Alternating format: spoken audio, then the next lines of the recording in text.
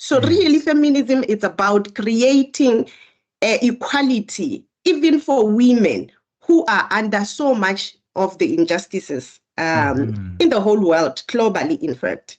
So it's a 24-month fellowship program for the next generation of feminist leaders who we identify. We strategically identify within all the provinces of South Africa. And these feminist leaders should be wishing to embark on a learning journey that will cultivate their feminist activism through their communities, and will develop their personal leadership by really imparting skills and providing them with tools and strategies to disrupt and transform multiple levels of oppression. We take gender very seriously. We take gender concerns into account very seriously because it is important, because it addresses structural inequalities. Many programs that do not take this into account, they unintentionally perpetuate existing gender inequalities. So The Groundbreakers, Mondays to Thursdays, 7 to 9 p.m. on TUT FM. Allow me to welcome again you once more to this edition. And tonight we're having, I tend to think this subject is very important that people should be speaking about, right? Feminism. But we're speaking it in the context of advancing it in terms of leadership in Africa. And for that, we have Mphutsako Majoro, who is the Soul Cities Institute feminist leadership and advocacy community advocator. And to give you a brief background of who she is a seasoned non-profit professional with expertise in resource mobilization, project management, and feminist advocacy. She is the resource mobilization and FLAC coordinator at Soul City Institute for Social Justice, where she manages the Feminist Leadership and Activism Center. With that being said, Ms. Majoro, good evening and welcome to TUTFM. Good evening, and thank you for having me. Definitely. Thank you very much. Yes, we speak about feminism, right? Before we get or delve into the conversation tonight, just break it down for people that might not understand what feminism is. Because, I remember I was having a conversation with a friend of mine and he was saying, no, feminism is giving women ammunition to be the end of man. Feminism is just break down to say, what is feminism? Okay, maybe just before I speak about feminism, the program that I'm going to be speaking about is really about feminism. Because feminism is not an ammunition for women to bash men and the way it's seen. It's really about empowering women to guard or to work against the injustices that they face, the inequalities that they face, and to really bring about fairness in allocation of opportunities, resources, and all other forms of how life is, so that women, regardless of the gender, whether you are a woman or a man, there must be equality. So really, feminism is about creating equality, even for women who are under so much of the injustices in the whole world, globally, in fact. So I have to say to our listeners there, if you are listening properly, feminism is not giving ammunition to women, but it's all about women empowerment. Now, it's all about women empowerment, yes. Most definitely. Couple of questions that we're going to go through, right? But I was reading, I went to your website and I saw that the Soul City Institute launched the first, the Feminist Leadership Center in 2022, right? So please do share more about the program and the dynamics about it.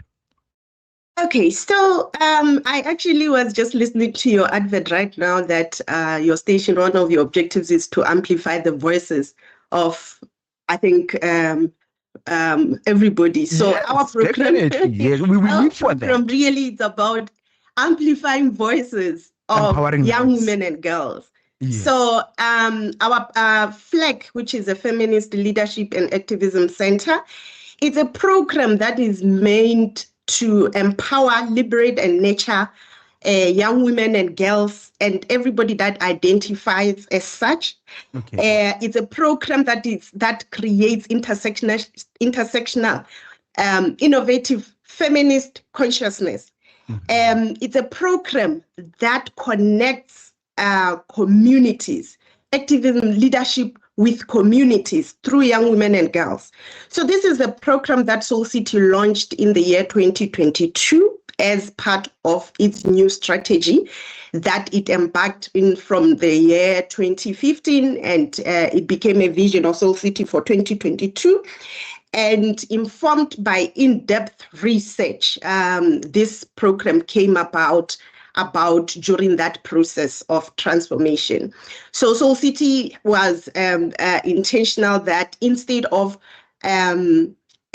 helping a greater population like everybody, now we are actually working with young women and girls. So it's a 24-month fellowship program for the next generation of feminist leaders who we identify. We strategically identify within all the provinces of South Africa. And these feminist leaders should be wishing to embark on a learning journey that will cultivate their feminist activism through their communities, and will develop their personal leadership by really imparting skills and providing them with tools and strategies to disrupt and transform multiple levels of oppression, as I had indicated. True.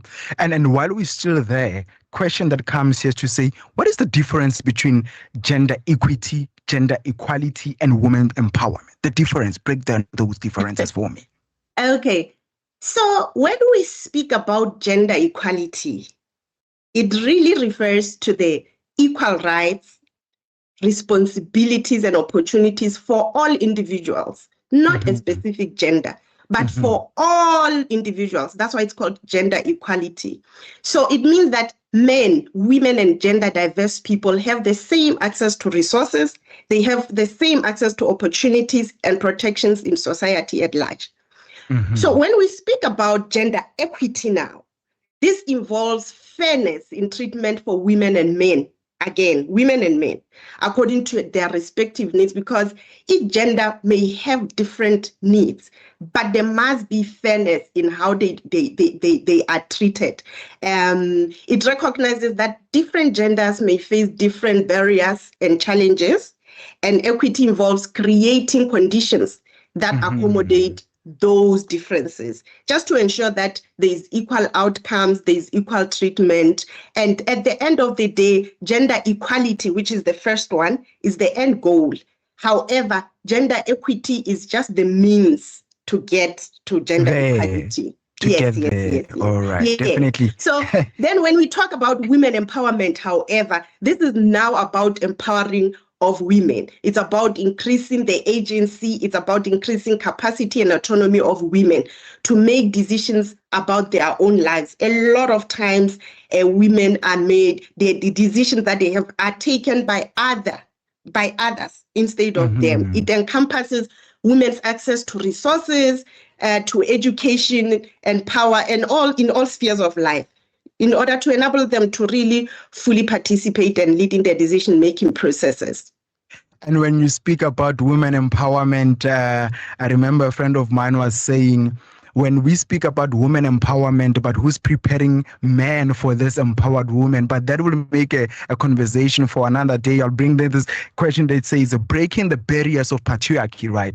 Patriarchy has long been a barrier to women's leadership across Africa. We bring in the context of Africa, right? Not only South Africa. Even with seemingly progressive spaces, we often hear of well-intended policies are failing due to underlying critical braces.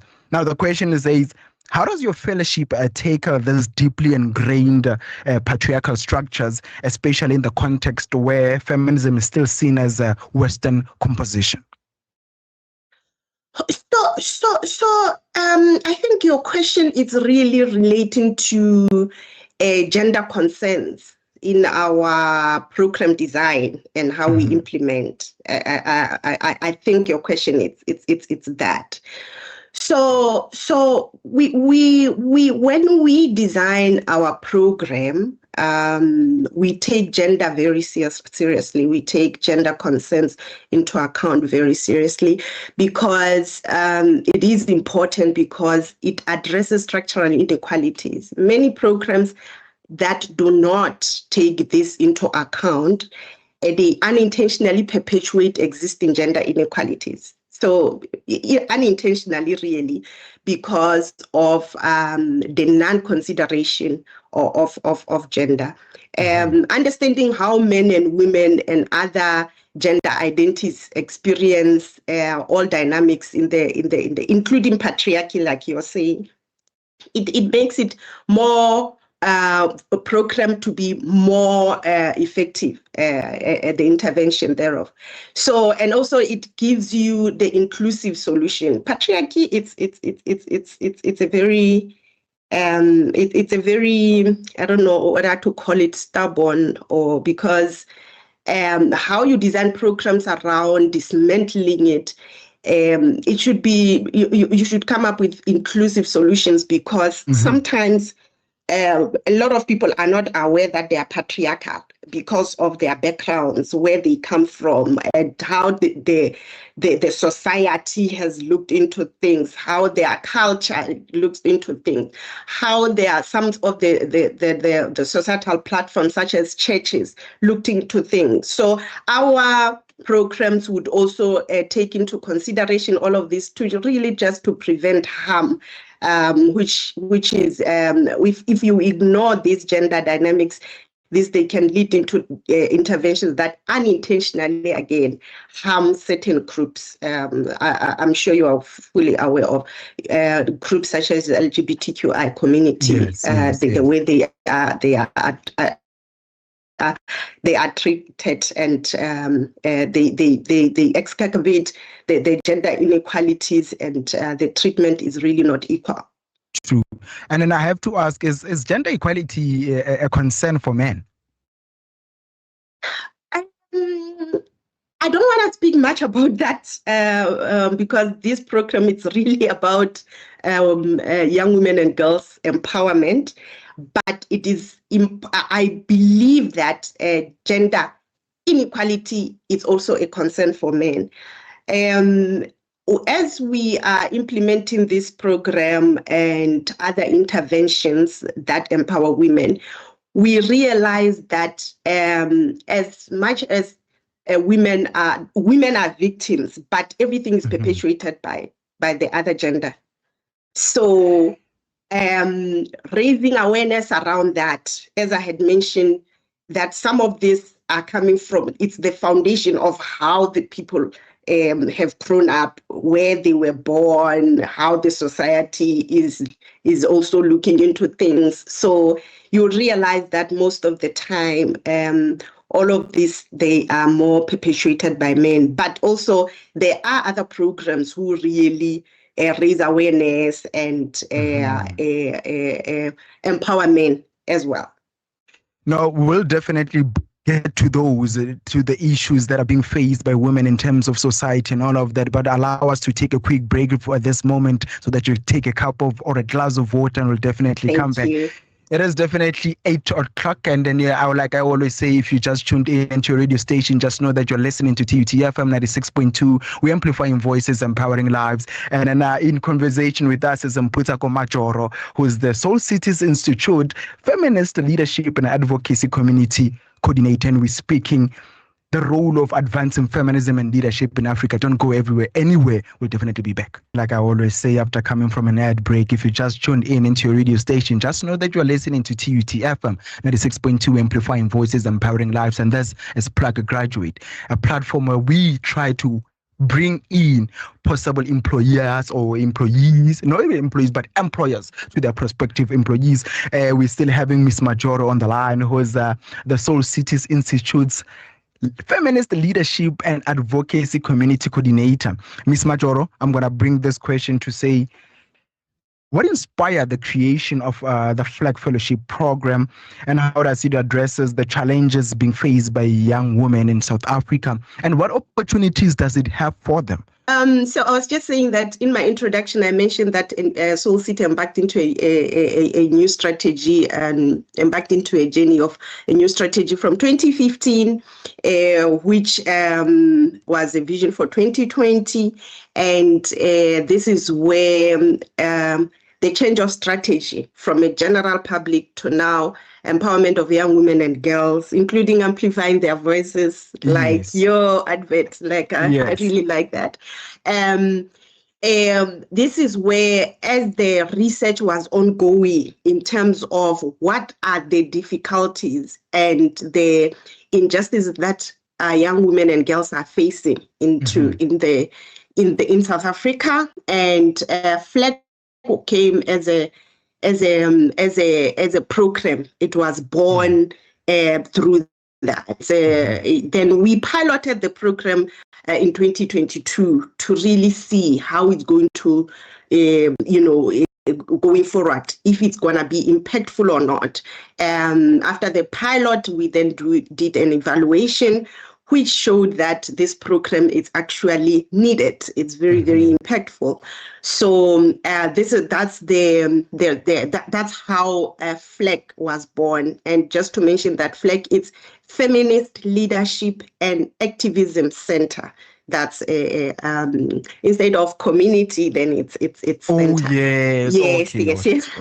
Apologies. No problem. We understand. It's a new program.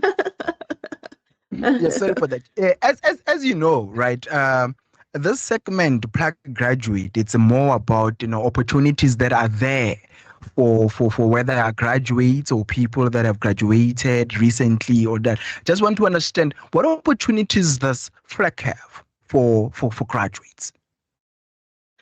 So really, at the moment, our criteria is more of the grade 12 and metric, but for the graduates, we have some of our past. And I'm talking about this particular cohort because we are now into the second cohort. Our previous cohort had graduates who also even went into, your master's programs and all of that. So it really depends on the time. So this particular cohort, which is the second cohort now, it's matric and related. But our program, honestly speaking, it empowers women about some of the issues that universities don't talk about. Like, this is a TUT, so an University of Technology. It's more of technology. This one, it's self-empowerment. When we talk about feminist leadership, we're talking about leadership from within. Leadership on yourself first before you even go out and talk about being a leader to your community, a leader to the country, the leader to the world. It starts with you. That's why some of our modules are really meant to empower you. We have a module about trauma and healing, which is a module that deals with some of the traumas that you have experienced from when you were born that are impacting on your growth as you grow as an individual, and how those are actually impacting on your general growth and as an individual. So it really covers that is not covered by a lot of other institutions. And I was about to come to that. I have a question regarding to that. The question, let me read it. It says, how does the program tackle sensitive issues like personal injustice, trauma, and healing? Why is that important for personal growth, for a person's personal growth? So mental health, it's critical. And personally, as myself, as a manager of this program, I have learned so much. Part of our strategy in implementing the program is to bring in leaders and experts in the field to ensure that the knowledge we impart on the young women and girls, it's informative knowledge. It's informed by research and people that are knowledgeable. And there's this particular module that is called trauma and healing, like I was saying to you. Yes. That, you know, it gets into an individual and it opens up the wounds as they are. And things that sometimes you are not even aware that actually I'm dealing with this. Because issues around mental health, you'll realize that sometimes how you act or how you behave generally, it's influenced by some of the pains that you're enduring inside. So something that happened a long time ago. Sometimes years back. Yeah. You know, we there are a lot of young women who are raped, who are, you know, they get a lot of injustices personally within their families, within their communities. You'll talk about uncles doing all of that within the spaces where, you know, issues around economic opportunities are very, very, very, very, very scarce for young women. And there are injustices that are happening there. And all of these, they are internal. So this particular module deals with this. And then we accompany that module with psychological support, which is counseling, that we, you know, as an organization, the organization pays for any of the fellows who would want to, you know, do counseling because of what has emanated out of the module. Yes, and I will come to that about economic empowerment. Now, I just want to understand, what does the fellowship, play in preparing women for leadership positions in politics, especially in spaces historically dominated by men, given that, you know, women leaders are still underrepresented, particularly in the political sphere where decisions of power or resource allocation are made? How do you prepare these young ladies or participants of the fellowship? Yes, so this is how our program is structured. When we do a leadership course, it's because we are preparing you as an individual, and then step by step we are engaging you into being a leader at your community. And this is done by, we identify organizations within the area of your residence that are aligned to our course, that deal with social justice issues. And then we partner, as Soul City, we partner with those organizations to actually place you as a fellow there. We place you as the fellow there so that you can see practically how the interventions are practically implemented. And then we offer you resources such as, you know, stipend to make sure that, you know, you are able to thrive. We will give you data. It's a now thing. You can't really function without it. We will even give you, like, you know, some assets, laptops and all of that, just to make sure that you practicalize what we teach you, the information we give you. So that's the empowerment and the leadership part. And then from there, then you now get to know really, okay, this is the space that I want. I can now go into a community at large, right? And then we take you through the journey.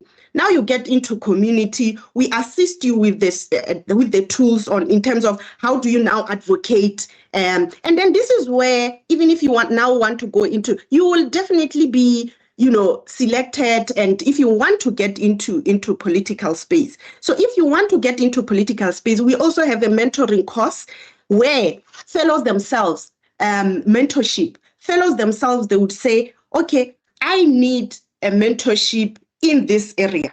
If it's somebody who is interested in a political space, then we identify someone who's a mentor who can come in and do the mentorship in terms of that. One of the key things that we also do as a program, we also expose the fellows into the global stages conferences. One of our fellows has been to Kenya a whole lot, which is like a global platform of IPPF, where and she's now even representing South Africa right now here as it's called a YAM program. So now she's gotten out there through the program, and she's identifying herself. She has identified that she actually is much more interested in the issues around SRHR. You know, so we give them that space and flexibility to say, what is it that you want? We empower on what you are interested in, you are passionate about, and then we give you tools to make sure. So our mentorship program, it's not tailor-made for us. It will be tailor-made according to your need. Some they would say, no, I want to expand to going to school. We'll identify a mentor who can develop the fellow around that. And I have to come and say that, how does the fellowship ensure that its approach to feminism is inclusive to all women, especially those marginalized due to race, class, or sexual orientation? Is there room for African feminism to evolve and even challenge within feminism movements themselves? Can you repeat the question? The question is, how does the fellowship ensure that its approach to feminism, right, it's inclusive to all women, especially those from marginalized communities due to race, class, or sexual orientation? Is there room for African feminism to evolve and even challenge some of these feminism movements itself? I think maybe if I start to say a challenge African feminism movements, we're not challenging them, rather we working, we want to work together. There's a lot of work that needs to be done in this space.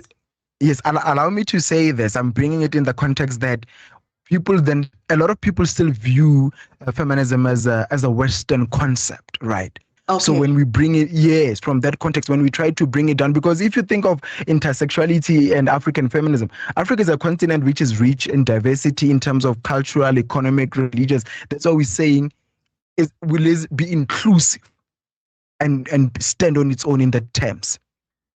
Okay, so our eligibility criteria takes care of what you have mentioned. It takes care of the gender, which we are very specific that it's young women and girls and everybody that identifies as such. We have LGBTQI community that part of their members identify as women. They are also included in that. And as I indicated again, that this year we were specific that we are taking marginalized communities. We make sure that in South Africa, all the provinces are covered, and it's those that are really in need. And part of it is that our application also includes, you have to give us a motivation that you are passionate about these issues. True. There is something that you have done on the ground as part of community involvement, just so that we know that we are talking about somebody who actually will go and make an impact and do the right thing. Soul City is really more for Black women, because they are the ones that are more marginalized.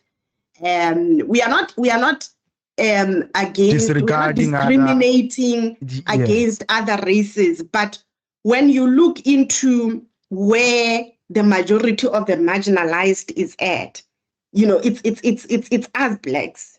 Issues around economic opportunities, they are most of the time faced by Black women.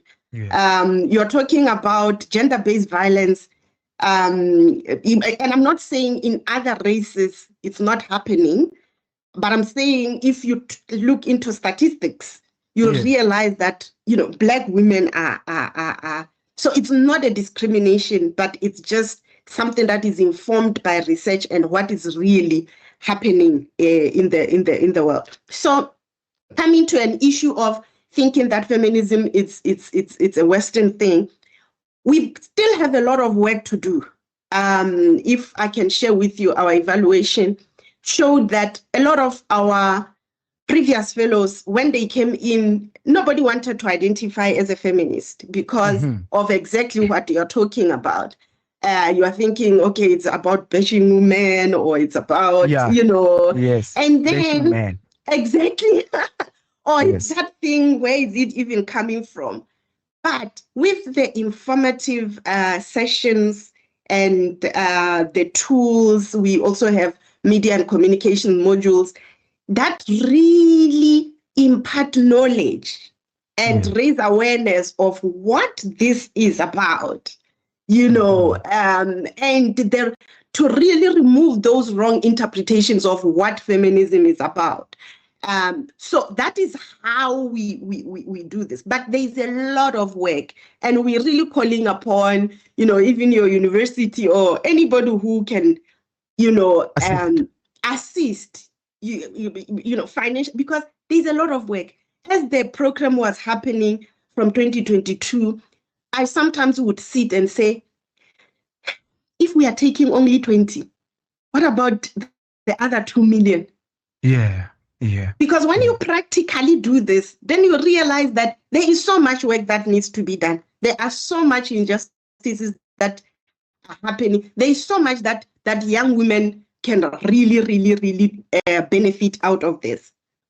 And then while we're still there of injustice, allow me to ask, what role do sexual and gender-based violence and reproductive justice play in the curriculum, right? And how does the program equip participants to handle these topics in the activism?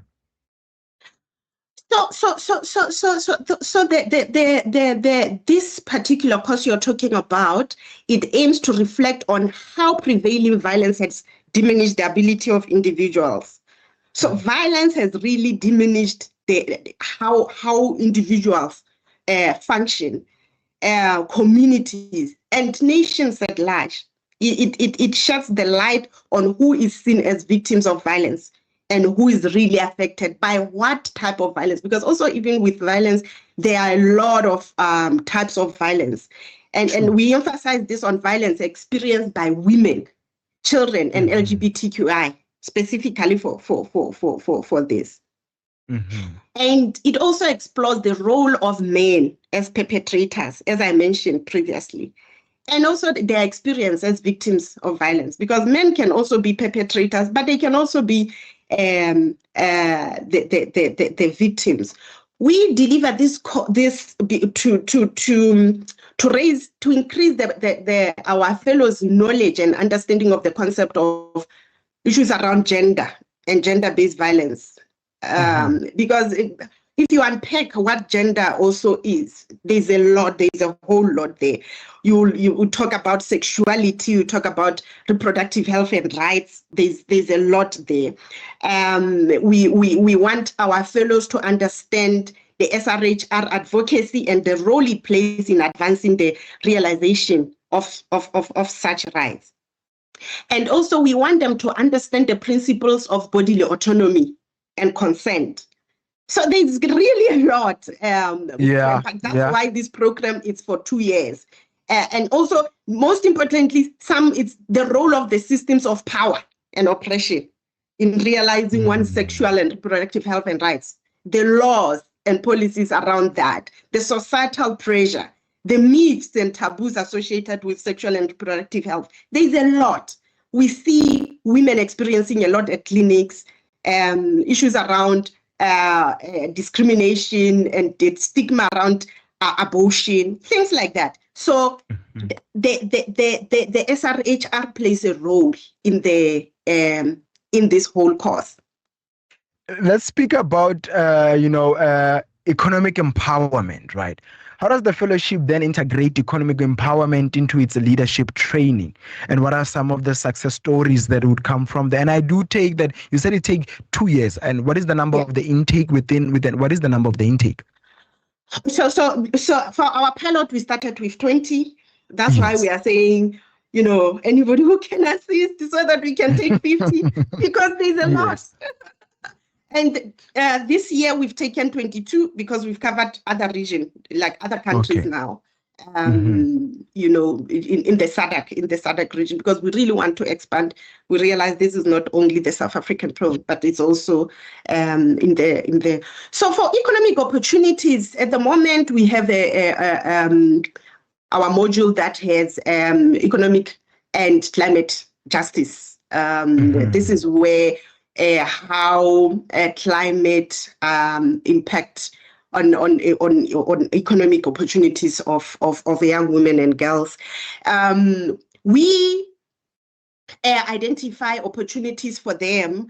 If it's a job opportunity, and we have, like, for instance, within the organization, this is how we start. As I say, some of this you start from the individual. And so within the organization, if there's any job opportunities, they are the first ones to know about it. And then if there's an interest for them to apply, they then do apply. We identify issues around scholarships. We share with them if there are any job opportunities really, but at the moment that's the cost that we also even want to improve around it, and then try and create the economic program within the organization that will align with the module. It is definitely 8:30. Allow us to take another quick break, and definitely when we come back, we'll definitely wrap it up with some of the few questions that are still there, and maybe try to look for questions coming in from our listeners. Please don't go anywhere, and do make sure that your mic is on, like, when you come back. Don't make the same mistakes again. It is definitely 30 minutes after the. Actually, 30 minutes before the hour 9 o'clock. And like I always say, if you tuned in into your radio station, just know that you're listening to TUT FM 96.2. We're amplifying voices, empowering life. Take a quick break. We'll be back. It is definitely 25 minutes before the hour 9 o'clock. And if you just tuned in, you're listening to PAG Graduate. And tonight we're speaking the role in advancing feminism and leadership in Africa. And joining us for that conversation is Miss Mphutsako Majoro, all the way from Soul Sisters Institute. She's the feminist leadership and advocacy. And before I take the last questions that I have from my side, Ms. Majoro, allow me to take some of the few questions that we have from our listeners, right? Okay. Yes, you continue. No, I thought you were saying there are questions from the listeners. Yes, I'm about to go. I'm giving you them right now. Yeah. The first one comes from Sophia Maliti, all the way from Block L, right, Jane Soshanguve. She's asking, what are the minimum requirements to get into the fellowship? Okay. So the minimum requirements to get into a fellowship is you must have a matric. Matric, it's a must. You must be for this year's intake. We took between the ages of 18 and 25, and identify as a woman in all diversities, or non-binary. Then you must have a track record of activism. Preferably, we focus on women. And track record will be accompanied by testimonials or reference from community members or leaders. It can be a teacher. It can be, I remember this year we actually received even ones from the parliament. Some of our intake for this year, we received some from the parliament. And we also, you must demonstrate a commitment to leadership. You must be passionate about it. And then this is, you submit a one-pager, or you can even, most of them, they send us videos to say, this is what I'm passionate about, this is what I want to do. And yes, and then you must be from South Africa. And then this year we took Botswana, Lesotho, Eswatini, and Zimbabwe. Oh. Beautiful stuff. Yeah. And Ben Malope from Block BB, right, also in Soshanguve, says, what are some of the institutions or organizations that have similar events for men? I really can't speak much on that. All I can say is that Soul City on its own, we have a program that it's literally dedicated for men, but it's not a FLAC, where issues that are related to men are dealt there. So it's called boys mentoring. We're literally mentoring men, but I can take, you can take their contacts after this, then we can direct them to the relevant person who can assist with that. True, definitely. And we're having Austin Sinyaka from Telecom Res saying a very, very, I'm not sure how you're going to take it, but you have to take it. It says, if we have programs that only cater for women, what is the equality there? But eventually that would, yeah. Before I put in my input, you can answer that. We get that a lot. And I think even at some formal platforms, we really get a request to do this. That's why Soul City has a boys mentoring program, as to cater somehow for that. Sometimes, there are so many problems that we're dealing with as different organizations and different people.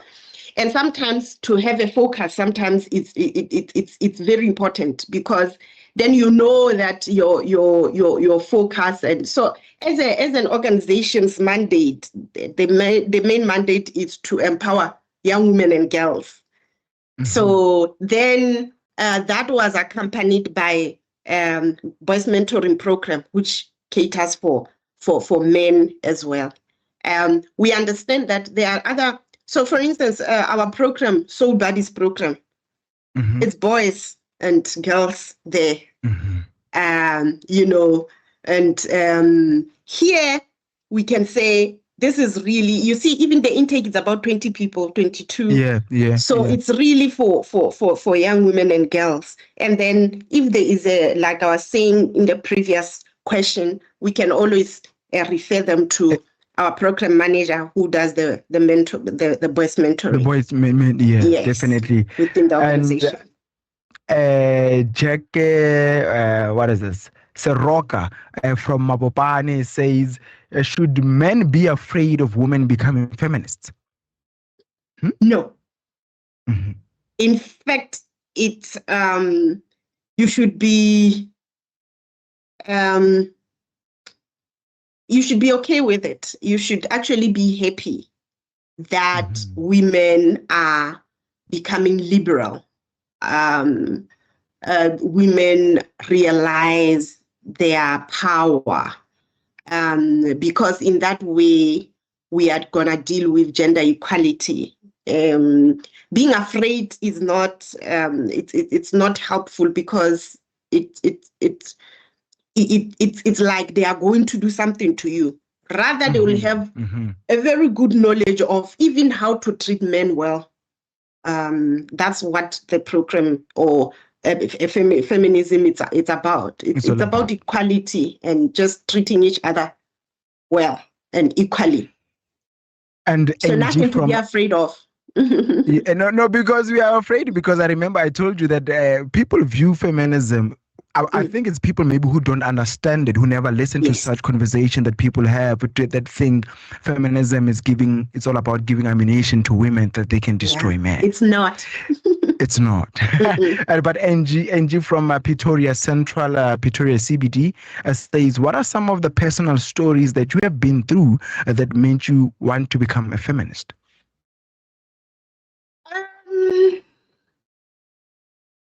Sure. I guess in case of time, you can take one. Yeah. Well, I think I come from an environment where I've been in church a lot, where I experienced a lot of patriarchy within the church, where men occupy position of power and while suppressing women. And the challenge with that is that when you are in there and you don't know any other space, you think that's how things should be. So you are. So I would go to church because now you are asked to work for God.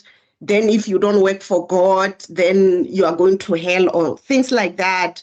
I would be in church like 4 or 5 days a week, but at the same time you have to pay this tithe thing, and you don't have a word because you are a woman. A lot of women can't even go and preach because they are women. Things like that. So I happened to then work for Soul City as an organization, and then because Soul City on its own, you get taught while you are an employee before you even go out, and so the information it goes within even before anything else. So then you get exposed to real knowledge and understanding. No, this here it's not right. This here it's not right. You have your own power. So when you do all of those things, like you are tired, you are all of these things, but you know that, I have to do this. And honestly speaking, when you look back, you realize that all of these things, they will exhaust money from you and all of these things for an individual people. That's not for God. Oh, yes. You understand? And even the discrimination, nobody has a right over somebody else. Like you can't say a woman can't do this while a man can. So during that time, to even leave a church would be a big issue. You can't leave. It's like when you are in that church, you can't leave. But I was able to also leave the church with, and exercise my freedom and be liberated and without really being angry at anybody, because then the information and knowledge that it's power, because then you are able to exercise your power to say, no, I don't want to be in that space. Now I want to be where I'm happy. I want to be, and all of that. And just to answer the question again, that liberation did not make anybody scared. So in fact, you experience more of love outside, and then you are able to also take the same love to other people when you are liberated. And I have, I think I'll take two actually from this. She's a feminist. Yeah, she's a feminist. This is one of the feminists that I always speak to. She's saying here, Sizakele Nkosi, she's saying that how can a FLAC help independent feminist movements? Or usually she says the name of the feminist says, I matter, or called I matter, not a sin to be born female, right? That's the name of the movement. She says, I matter. Yes, I matter, not a sin to be born female. Okay. Right? Not to be seen with female. Yeah, it's a very catchy name. Yeah, very catchy name. Awesome. How can FLAC help independent feminist movements like mine build connections and access a mentorship or support? That is the first question. So part of FLAC's objective, it's building movements, and I'm so excited to hear about this. And please, can we get in touch with her? We've got some of our fellows. So how are we maintaining our so after the fellowship, then what? So we have an alumni program now, which is it's another program on its own. Now we are saying we've equipped you with information, we've equipped you with this. Now go and do. Right. And even our recruitment criteria, it's now within to say, okay, if we have 1, 2 in Mpumalanga, then how can they meet and then do all of that? So we have I think about 3 or 4 fellows in Pretoria. One is actually at University of Pretoria there, and it would be nice to just meet with her and them, and then we can engage further in terms of how she can also participate within our program. Even when we hold, our sessions, she can come and participate and share what she's doing, and then maybe she helps other people, even with our online sessions and all of that. I would really want to, get in touch with her. We'll definitely make sure that happens. You. Remember, our motto is we amplify voices and we empower lives. So definitely, she says, as I continue defining my identity as a feminist leader, I've noticed how internalized misogyny can influence my thoughts and actions. How does FLAG guide fellows in addressing and overcoming internalized misogyny? And what advice is there on staying true to a feminist identity in the face of such challenges? I would really want that feminist to come to our sessions. All of those questions will be answered. Definitely. I'm taking responsibility for that. We're actually having a face-to-face session with other fellows beginning of November. So if I can get in touch with her before then, we can ensure that she comes and participates, even if it's just for one day. All right. Now, we'll definitely make sure that she does get in contact with you, right? And last two questions from my side. Now, how can the broader community or potential partners support the FLAC Fellowship program and its mission? So honestly speaking, the work, it's much out there. There's a lot that needs to be done. We would want to do more of the intake on this. On the program rather than 2022, but resource-wise, we that's where the problem is. So any kind of help in terms of financial resource. Remember, I'm also a resource mobilization person at Soul City. I fundraise for Soul City as well. So so it would be really we'll appreciate a lot if we can get more resources from the finance side, and also just for people to just help us to identify other opportunities where our fellows can take advantage of things like your workshops that are relevant to the program, and partnerships are very important as well. Sometimes resources come in the form of partnerships with other aligned, mission-aligned organizations, institutions, government, funders, and everybody else who could want to participate. The work is a lot. True. And last question, then we close off this conversation, and I bid you farewell and a good evening. What impact has the program already had on previous participants or communities? And that is the last one for this evening. Okay, so our evaluation, which I'm happy to share with anybody who would want, indicate that the program has been successful. A lot of fellows who previously were very, they could not identify as feminism like we had indicated. Almost all of them, they identify as. We have seen fellows changing their own behaviors. And when I'm talking about behaviors, I'm talking about how they deal with issues from their own selves to the communities, to their families and communities at large. We have seen the changes that are happening at the community level, where fellows were challenging some of the injustices that were done, especially in churches and the communities at large. We've seen fellows advocating for the rights of other fellows. But most importantly, we've seen oneness. We've seen them building sisterhood within themselves. We've seen them challenging some of the worldviews and some oppressions. They've been acting in solidarity with each other. They have influenced social norms, some policies and practices, and others were even, made decisions and acted on other fellows' advices. I can say a lot, but there is a very positive impact that we've realized with the fellows.